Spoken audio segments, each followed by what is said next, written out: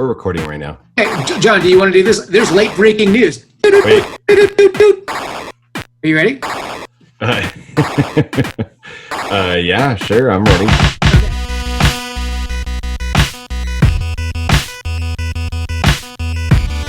Okay. We are recording this the day after the election was finalized, I guess. It's not even finalized yet, right? They're still counting, but Biden is for different purposes. The winner of this thing, right?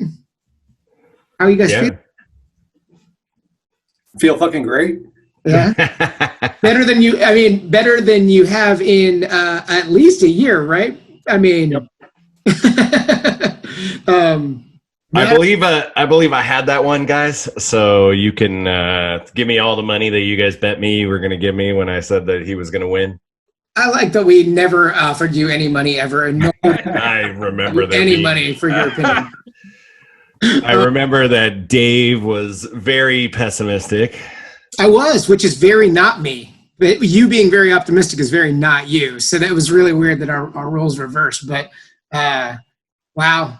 Now, like, we called the election last time 4 years ago, and we were all completely wrong. And so I was just like skeptical to jump in the water with you, John. I was like, anything could fucking happen right now, and I wasn't willing to get my hopes up.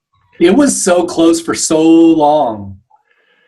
But I mean, it was and it wasn't. You know, I mean, it was and it was like, close. And then as soon as they started counting those mail-in ballots, it was like the numbers just started like going up and up and up, and it was like, oh, all these mail-in ballots, he's getting like 85% of the mail-in ballots. It was like you knew that those for that because I mailed mine in. I did too. I mailed mine in. Yeah. Well, I mean, that's the thing though, is like California does that though. Trying my best to not even follow it because I didn't want to get my hopes up. I was listening to John, and once like I realized that they were all mail-in ballots, I was like, oh yeah, then there's a very big chance that Biden's going to pull this one out. Did you guys watch his acceptance speech yesterday? Yeah. Yeah? I thought it was pretty good. Now, are we barreling down on a fucking civil war? Probably. I mean, there's going to be some crazy shit going on once Trump says anything. I don't know, dude. Here we go. Let me play devil's advocate on that again. Okay, like my thing is like if they're like their flags all say Trump, and you know they all kind of back this name, and that name will disappear. I mean, in a sense, I mean he'll still be talking somewhere, but he won't be talking with the same audience that he had recently, right? So my thing is once he's completely like pushed over to, you know, Newsmax and OANN, all these weird news sites, like what happens that like when Fox stops covering him like every single day kind of a thing, then my thing is like a lot of these people have to kind of turn their attention to something else. You know, they have to like grab onto something else. So it'll be the next weird thing that comes along. You know, it was the Tea Party in 2010, which is all thin veiled racism to like be like, we just don't like colored people, but we want to hide behind low taxes or high tax, whatever, you know. And then it's like same thing. Obama is the rebuttal against Obama is Trump, you know. And then it's like after this, I just don't see they are going to have to reorganize and refine their new shitty thing to like, you know, to be involved with or whatever. Well, yeah. Hopefully it's swinging, the pendulum swinging towards sanity and tolerance, acceptance.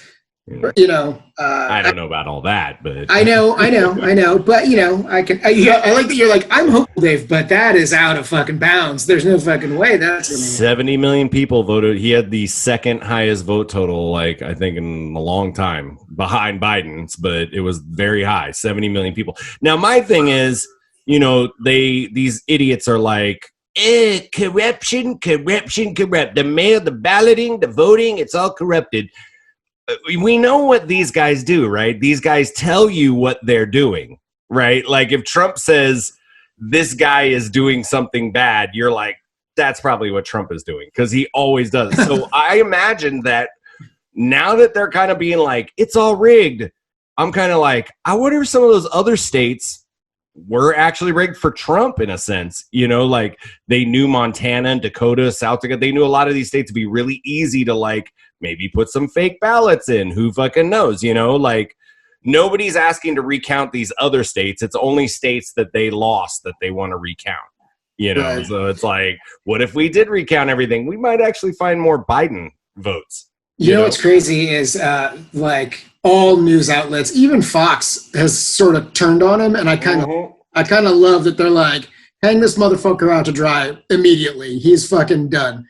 It's cool because it's like you could kind of see that people are like, we don't have to pay attention as much to this dude. Like all of a sudden now we can have an excuse not to pay attention to him, which, you know, media sucks. The media is awful. You know, a lot of the headlines and shit, they just are terrible, and the way they word things and the way they project things, it's bad for us. You know, like these fucking guys, the New York Times had an article last week about like, oh, these you know, Atlanta suburban people aren't going to vote for Biden, they're going to vote for Trump. Well, we know that was fucking completely wrong, and that the Atlanta suburbs all voted for Biden. So it's like a lot of these articles where's the article about the Biden voter that's like not, you know, the hidden Biden voter?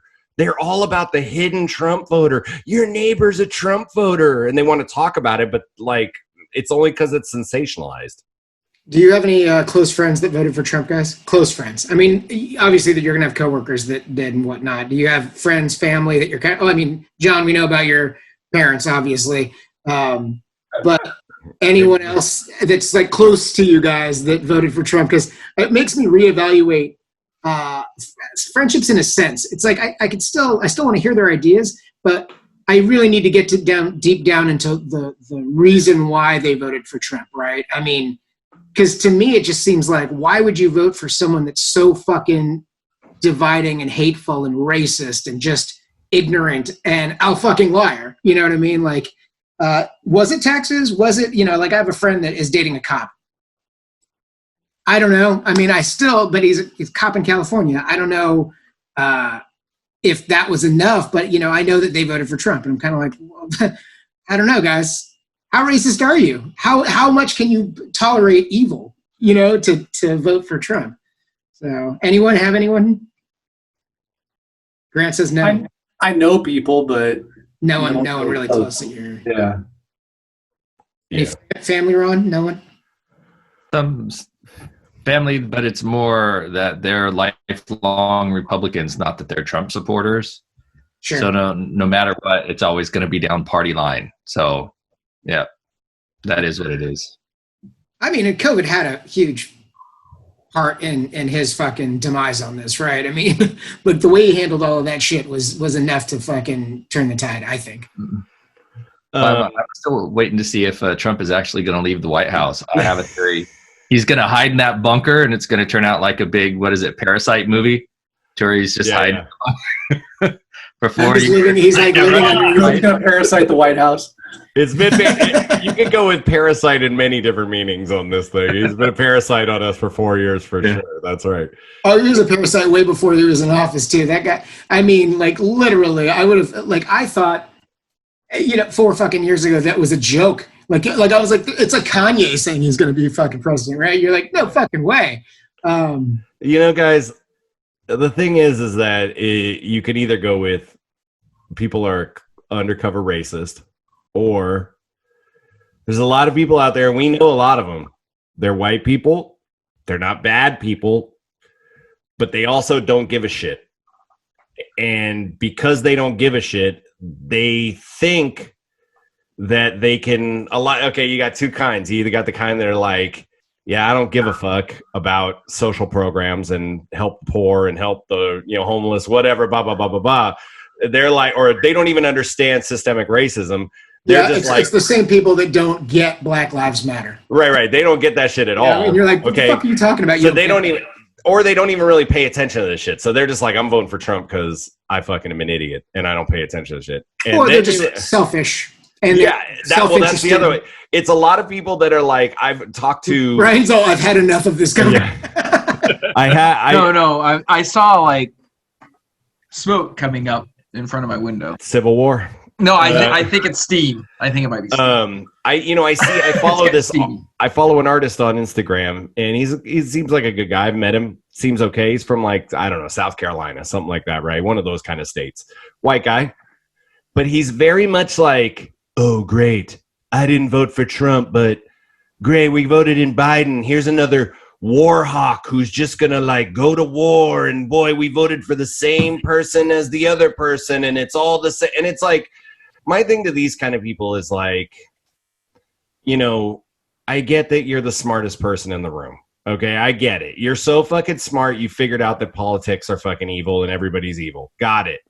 But to sit there and be like, I fucking don't care about this election because, they're all the same is the height of like whiteness in my eyes. Like the height of like just, ignorance in my mind to be like, they're both the same or whatever. It's like, that's somebody who doesn't at all see the world for what it really is, and see where we could be and where we are and where we've been. And like, they don't even, like you said, they don't even like the Black Lives Matter shit. They look at it as like a terrorist organization or something like that. And you're just like, you guys, it's weird, man. They'll be like, I hate Trump, but at the same time, Biden sucks. And you're like, okay, great. Wait, hot take. It's like I didn't love Joe Biden, but he's not a bad guy. He doesn't seem like an awful dude. Like he seems like a normal human being who says normal human things and won't be on Twitter every fucking day, like making us angry. So sounds like a good president to me. Yeah. So I've got a question for you guys. So we've been seeing like all over the world, they're celebrating that. It's like Return of the Jedi, bro. It is. It's like Vesper just blew up, right? Okay. Right. So that's one thing that's happening. Throughout Trump's presidency, we never went to war. We didn't which was shocking. I thought for sure that there was going to be some crazy invasions, or like in the beginning there was threats against Korea and China and stuff, but I kind of feel like he made a lot of backdoor deals that No. You don't think so? No. That benefited him in some way, or made it so he tried to? Well, the thing that I was reading about was that he was an isolationist, right? So he tried to pull us out of a lot of areas. Like, wasn't he pulling us out of Korea, trying to pull us out of Germany, trying to pull military and stuff out? But it also at the same time created all these vacuums, like the US, even like in the WHO, right? The World Health Organization. And then WHO kind of jumped in there to help out in those places was China. So it's kind of odd that all his policies were, America first, make America strong, blah, blah, blah. But he's creating these vacuums where we're leaving throughout the world. And then other countries are going in and filling it in. So it's not really making America great around the world. It's kind of like taking our influence, whether or not we should be there in the first place, but whatever. And it's just kind of taking us out. And the thing that I thought was funny with like Trump supporters and stuff like that is the countries that wanted Trump to stay in office, Russia, China, like Saudi Arabia, right. Those are always the countries that we're supposed to be fighting against. But they're the ones that, yeah, let's go 4 more years of Trump. It's like, duh, kind of think about that for a second. Yeah, but I think a lot of this too is like everybody would like to stop whatever military actions, not everybody, but I'm sure that in a sense Obama would have loved to stop some of that stuff, but like Ron said, it's like we got into this fucking mess. Now it's like if we leave, we're fucked. But then Trump is basically like, he's the dude that is like, yeah, we're out. Yep. And you're like, dude, we got no backup plan. Nah, that's cool. Like we're out. It's cool. Oh, I just saved you guys a bunch of money. But then you're like, yeah, dude, but like you also took these people away from this critical base that may protect, people from X, Y, or Z. Now you got Russia moving in here. I don't know, man. He wasn't. The thing about Trump that I thought was interesting was in terms of his policies. A lot of them were kind of shitty, but it wasn't like he was trying to like you say, go to war. He wasn't trying like some of that foreign shit. but like all of his domestic policies were so awful. You know, they were just terrible. like, and he hit him with a blunt hammer. But we're not here to discuss that guy. We're here to discuss Biden, who won. Are you guys happy that like fucking? I'm happy about Biden. I'm way more stoked about Kamala though.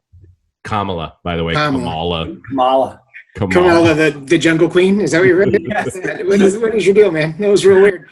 We just got canceled from you saying that, by the way. Yeah, mute Grant. John, you say it. You dub yourself over him. Yeah. So I'll say this, John. You said, "Will Biden be a good president?" I will drop a word out of there and say he will be a president. And that is something that we haven't really had. Someone that's trying to unify our country. You know, I mean, for better or worse, like we need to start conversations. If we don't have talks, it's over. Is he the oldest starting president? Yes. Yeah. I would like it if we could get a Democrat elected that isn't coming in to clean up some fucking shitty mess that was put to him by the fucking president. It's like Clinton comes in after Bush and the Iraq, and we were like going near a recession. Oh, good, okay. And then like George W. Bush is in, and we have Obama comes in, has to clean up his fucking mess. And now it's like, oh, good, Biden's in. Now we get to clean up Trump's fucking mess. It's just like, man, could we come in at 100% rather than having to build back the fucking meter on our world? It's so fucking bullshit. Grant, Kamala, she get you going? Is that what we're saying here? No, not bad. Look at Brian's face. I like her. Yeah. I mean, she's from Oakland. I know. She's got a lot of good assets. Uh-huh. She's got a great mind. She's got an LA face and an Oakland upper. Booty. Is that what you're saying? When she's our inevitable president, once Biden basically either passes away or is like, gets dementia, it's like, dude, she's going to be a great president. The way she speaks and her mind, she is like. When I was listening to her last night, I was like, damn, she should just be president, basically. That's right. They're going to try and have to give her like something big to go with for the first 4 years. Like they're going to have to be like, you're on, I don't know, police reform, prison reform, some kind of big thing that she can do that like will show the world that she can actually do shit. They're not just going to put her like Mike Pence and have her doing nothing. They got to like have her be involved so that they could show people like, hey, she's ready to go. Like, we're just going to sort of pass this torch over to her once Biden is done, kind of a thing. Well, and I think that Jill Biden will definitely be a better fucking first lady. But she's also keeping her job, and she's an educator, and I respect that a lot. And, if it shows anything, it's that people fucking need to work. People need to like contribute. So that's a good message too. I don't know. I mean, will anything change? I fucking hope so, but who the fuck knows? We need to focus on these last 2 Senate seats in Georgia, the runoffs. We need to fucking like get the word out about those. If we could flip the Senate, we're in definitely better shape than we would be if we didn't. Because Turtle McConnell, fucking the devil himself, is like such a monster, and I can't believe that dude keeps getting reelected. He is. Have you seen his hands? Oh yeah, dude, his hands look like the devil's hands. They're so weird. That was so great on SNL. Yes, so black and gross. Dude. No, I'm very excited though. Congratulations, and I'm stoked that we all fucking came together, and all of you guys aren't Trump supporters. And Dave, you posted some on Twitter today that I'd like to rebut. You're like, oh, I'd like to start seeing people as not just political things and working with people, but I say fuck them. Well, no, what I mean by that is this. If someone wants to come to me as an individual and have a conversation, I'm willing to do it, but I'm not going to engage with anyone that is a part of any kind of hate group. That's what I'm saying. You know what I mean? I'm not going to talk to anyone that is outwardly racist, sexist, homophobic, classist, any of that shit. But if you want to fucking talk to me about your point of views, if you want to talk about religion or whatever, I don't give a shit. I'll talk to anyone, but I will not address hate and try to work my way into someone's heart that's just fucking hateful. I'm just not going to do it. That's what I meant, John. Not that I'm like talk to political groups at all. To all of our incredibly intelligent white listeners, there are about 10, I'm sure. Now is the time. If you want a third party, or if you want a libertarian candidate or Kanye to run, now is the time to start pushing these people, not a week before the next election, you dunces. Like, dude, if you want a third party, it's time to start working on that now, okay? We don't need to hear about it in 4 years when everyone complains about the choices you're giving. It's like, get to work if you want to change shit. That's my PSA to people about voting. All right, to the future. I love it. I love it. Yeah. Oh, by the way, speaking fuck of Trump. Well, one last fuck Trump, right? Fuck that motherfucker. Fuck I that hate that motherfucker. motherfucker, and I can't wait for him to die. And I'll fucking seriously have a huge fucking party when that dude dies. That guy is a monster. Yeah. He's the worst. For real. And that's honestly, I'm not a big politics guy. I know, John, you're like super entrenched and on top of it. I just, from word go, I was like, I'm not going to vote for someone that's that outwardly fucking awful. Just as a human being, that is not a representative of our country, or shouldn't be. Right. I feel about it. Did you guys see the thing yesterday where they had their fucking press conference? Yeah. Wait, who had the press conference? So these motherfuckers are like, we're going to have a press conference at the Four Seasons. And then a little later, they're like, at the Four Seasons Total Landscaping Building. And so what people assume happened is somebody was like, hey, get the Four Seasons so we can have a press conference there in Philadelphia. And they were like, got it. And they called the first Four Seasons they found, which was a landscaping company, and fucking got the fucking book that place instead of the hotel. You can't write that shit. No, you can't. And then fucking like Rudy Giuliani and Corey Lewandowski all showed up and had a press conference in front of a landscaping company in Philadelphia called the Four Seasons Total Landscaping. That's fucking amazing. It was right across the street from a fucking like a fantasy adult bookstore. Yes, that's amazing. You almost got Dave's vote. No. Well, no, I would have voted for them to have it at the fantasy fucking bookstore. If that isn't like the perfect, here's the ending of here's the quick summation of the last month of like the Trump experience. He got COVID. Right. And then fucking like had his last press conference at a fucking like landscaping company because they thought they were booking the Four Seasons, for God's sake. That's great. That was that's the last time he's going to be able to say you're fired to anyone, right? Oh my God, he's the worst. Before he gets fired. Oh my God, the worst. Him and his dumb family. So I did want to dovetail this into a little bit of pop culture talk before we get onto the main meat of our episode, which we'll start soon. But I did want to RIP fucking Sean Connery, Alex Trebek. I mean, that's a real big bummer. That just happened I don't know. And Eddie. Ago. Have we not talked since Eddie Van Halen died? Eddie Van Halen? Yeah, we haven't talked since Eddie died. I mean, it's just been a rough fucking year. I mean, that's one of the reasons I was so hesitant to go all in on Biden. I mean, I voted for Biden, obviously, but I was like, I didn't want my hopes to fucking be dashed because it's 2020. You said it, Brian. You were like, it's 2020. I'm not fucking saying anything until it's over. Yeah, I like being pleasantly surprised.